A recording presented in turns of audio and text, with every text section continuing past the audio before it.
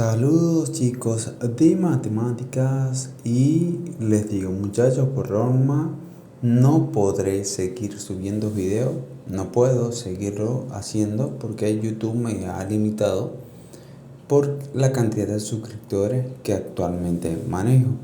Entonces si es necesario que ustedes lo hagan, porque si este canal les está ayudando, suscríbanse, por favor, suscríbanse. Ok, comenzamos el problema. Este es el problema número 1 del examen.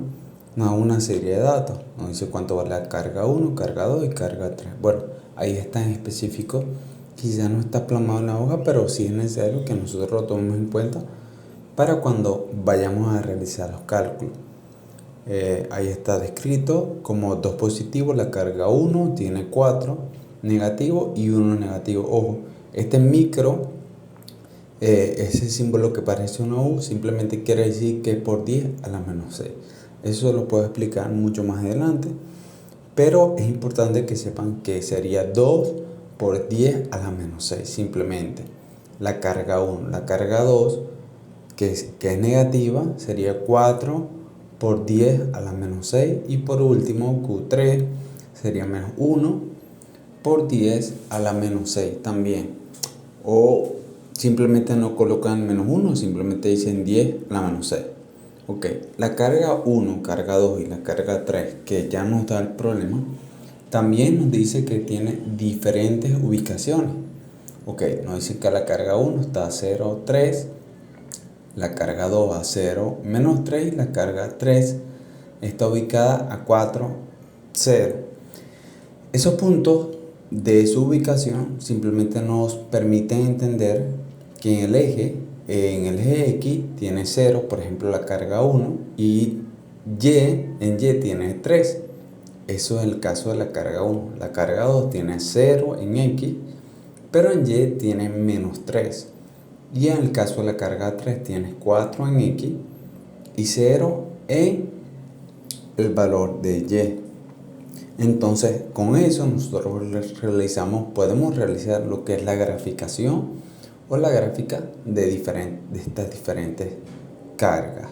Más adelante podemos apreciar en esta imagen también lo que es la gráfica con los valores dados de la ubicación del problema. Por ejemplo, la carga 3 simplemente sería un punto en 4 porque nos dice Q4 sería 4 en X y 0 en Y. Simplemente sería un punto ahí. No se eleva porque no tiene ningún valor en Y, ni para arriba ni para abajo. En el caso de Q1 y Q2 es diferente. El valor en X no se mueve ni para derecha ni para izquierda, simplemente se estaciona en 3 positivo. Esto es en el caso de Q1. En el caso de Q2 simplemente iría hacia abajo porque nos da como valor menos 3 en Y. Simplemente está situado en la parte de abajo. Entonces realizamos nuestra operación. Primero realizamos nuestro diagrama de fuerza y ahí vamos a ubicar las cargas que nos ha dado el problema.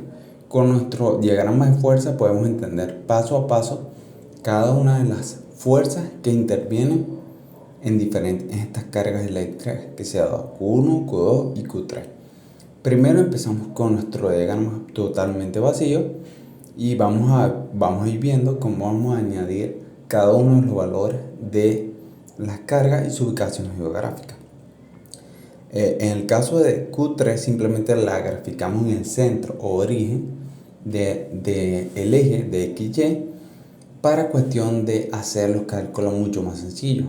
Q3 la colocamos entonces en el centro, en el origen que sería 0, 0. Ahí colocamos para entendimiento Q3. Lo podemos hacer de esta manera. Entonces vamos a ver qué va a pasar con Q1 y con Q2 cuando intervenga con Q3. Entonces por el momento simplemente hacemos lo básico, que es esto que coloqué ahí. En el caso de Q2 nosotros la tenemos en la parte de la izquierda inferior, en la parte digamos recuadro izquierdo inferior, que es donde está ubicada Q2, que sabemos que es negativo. Simplemente estoy replicando lo que hice lo que está en el ejercicio o el enunciado. Entonces Q2 está en la parte inferior más a la parte izquierda que Q3. Vamos a ver entonces qué sucede con Q2. En el caso de Q1, Q1 está ubicado también a la izquierda, pero está en la parte de arriba. No solamente porque Q1 es positivo, nos dice que los valores de Q1, si bien están a la izquierda, están en la parte de arriba. Y esto nos va a permitir, por medio de este diagrama, poder entender mucho mejor lo que es, cómo actúan las fuerzas en este problema. Cómo actúan las fuerzas, que es lo que realmente se pide. Entonces, veamos lo siguiente. Si yo tapo una de las tres cargas, por ejemplo en el caso de Q1, yo voy a apreciar qué tanto afecta Q2 a Q3. Y recordemos que las cargas que tienen signos iguales se repelen. Esta es una regla física. Y las cargas Q2 y Q3 tienen signo negativo, o sea que el signo es igual. Entonces Q2 empuja a Q3 hacia la derecha, nos deja una ráfaga hacia la derecha, donde simplemente podemos apreciar la regla de Coulomb. ¿Sí? La carga eléctrica para este tipo de problemas. Entonces, sencillamente, para que entendamos, vamos a tapar una carga específica, en este caso es Q1, vamos a taparla y vamos a ver cómo o qué resulta con Q3. Y lo que resulta es lo que les mencionaba.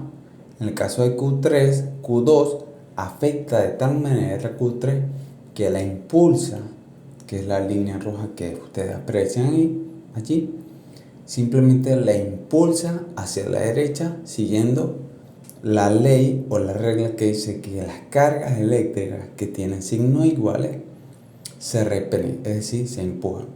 Este es el caso muy común que nosotros apreciamos en los imanes. Cuando colocamos imanes del mismo polo, no se pueden pegar por mucha fuerza que le hagan. Bueno, simplemente lo aleja, lo repele, lo aparta de él. Este es el caso de Q1 y Q3. Veremos que en el caso de la otra carga es totalmente diferente, porque existen cargas que a veces tienen signos diferentes. En este caso, las cargas tienen signos iguales. En el caso de Q1, yo simplemente tapé Q2 para poder ver más fácilmente lo que es el diagrama de fuerzas, donde solamente me quedaría Q1 y Q3. Repito, tapé con el dedo Q2 para verlo más fácil. Y entonces Q1 sobre Q3 lo que hace es atraerlo, porque vemos que Q1 y Q3 tienen signos diferentes. Entonces lo jala, así como un imán sobre el hierro. Q1 atrae a Q3 y nos da una ráfaga o una flecha que está indicada como verde, que simplemente es el valor, digamos que la dirección que toma finalmente la fuerza de Q3, de Q1 sobre Q3. Más adelante ahora podemos apreciar que cuando las cargas, obviamente les comentaba, cuando las cargas tienen signos diferentes, como fue el caso, las cargas normalmente se atraen.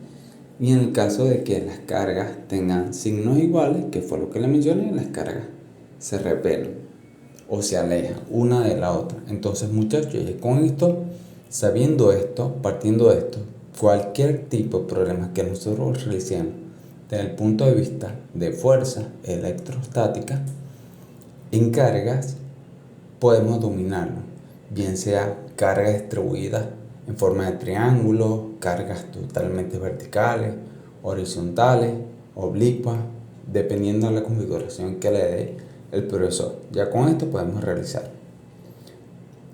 Nos piden en el problema que calculemos la fuerza en magnitudes, o cuando nos dicen magnitudes simplemente nos dicen que no tenga signo.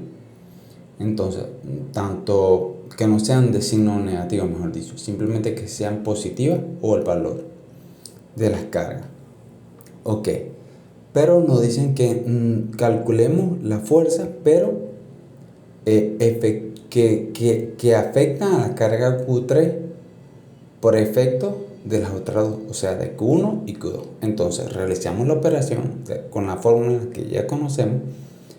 Sabemos que F1 será igual a K por Q1 por Q3 sobre radio o la distancia de 1 a 3.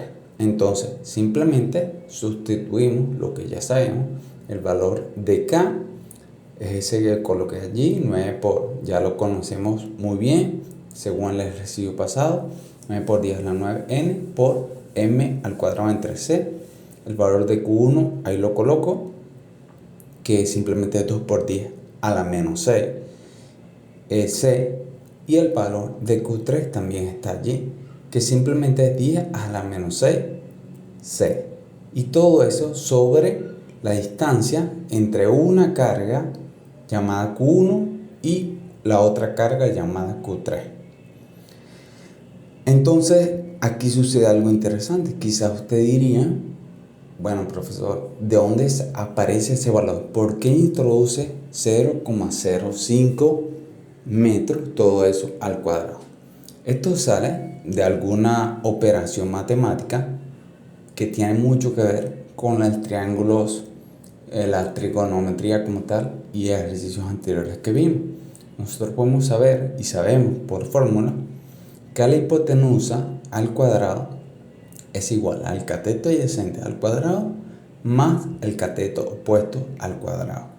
Y ustedes dirán, sí, nosotros sabemos esto, pero ¿de dónde sale esto? Bueno, recordemos que en nuestro diagrama de fuerzas que hicimos al comienzo, el valor de Q3 cuando era atraído por Q1 dejaba una flecha verde. Yo simplemente dibujé la flecha azul y allí con la línea abajo negra nos estaría dando un triángulo.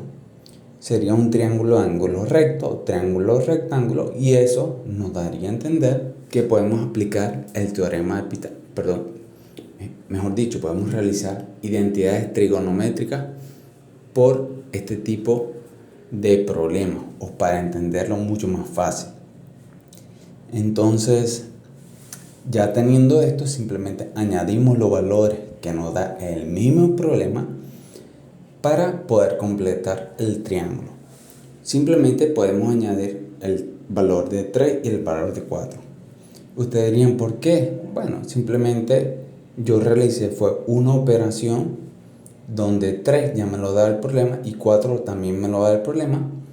Realizo el valor de h, sé que es 5 centímetros, y luego ese valor de 5 centímetros lo paso a metro según lo que ya ustedes deberían dominar y me daría 0,05 metros. Recuerden que estaba en 5 centímetros y simplemente lo pasé a metro. Eso me daría 0,05 metros. Y ese valor es el que yo voy a sustituir en la fórmula de arriba. Entonces, ya teniendo todo este valor y entendiendo por qué tengo todos estos valores, puedo calcular F1. F1 me da 7,2 newton. El valor de F2 también es similar. Simplemente coloco los datos que me dio el problema, donde R23 es el mismo valor de R13, y simplemente coloco Q2 y Q3, y también me daría por último F2, que sería el 14,4 newton. Ya por última parte puedo realizar lo que es el ángulo, que también me lo pide el problema. En este caso quiero mencionarles, chicos, que yo en la parte de arriba, cuando sustituí Q2 y Q3, simplemente colocaba los valores que me dio el problema, pero positivos. O sea, no le colocaba el menos 4, sino simplemente 4. 4 por 10 a la menos 6 y 10 a la menos 6, ambas C. C al comienzo y C de Q3. Ya el resto, bueno, ya usted lo domina, que es simplemente cálculos matemáticos, meter una calculadora como quien dice, y nos daría el resultado de F2, que sería 12,4 n. Eso se lo acabo de decir. Entonces, ya con esto dominado, voy a realizar lo que es voy a completar lo que es el ángulo. Y para el caso del ángulo es muy sencillo. Bueno, en este caso yo lo traté de hacer lo más sencillo posible porque simplemente no quiero que se enrede y quiero que domine un poco el contenido. Después en clases presenciales quizás me extienda un poco más con ustedes estando allí en clase. Pero como es vía online, vamos a hacerlo de esta manera. En el caso del ángulo simplemente apliqué una identidad que ya conocemos, donde nos da que seno es igual. Por allí tenemos un cateto opuesto entre un cateto adyacente o un cateto adyacente entre un cateto opuesto, según la fórmula. Entonces, en el caso de seno de alfa sería igual a un cateto que ya lo conocemos, que sería 3, eso sería el cateto opuesto, y en el caso de 5 sería la hipotenusa, el valor de la hipotenusa que por allá calculamos, y todo esto nos daría, realizando la operación, 36. El ángulo final sería 36. Entonces ya con esto tenemos la primera y segunda parte de este ejercicio realizada. No totalmente, pero por lo menos de la forma de que nosotros podamos terminarlo y podamos entenderlo y comprenderlo y podamos entregar el trabajo que se está pidiendo.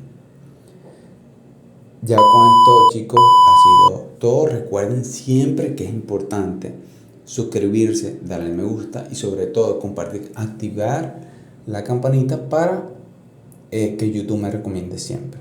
Bueno, con esto nos despedimos, chicos. Un saludo.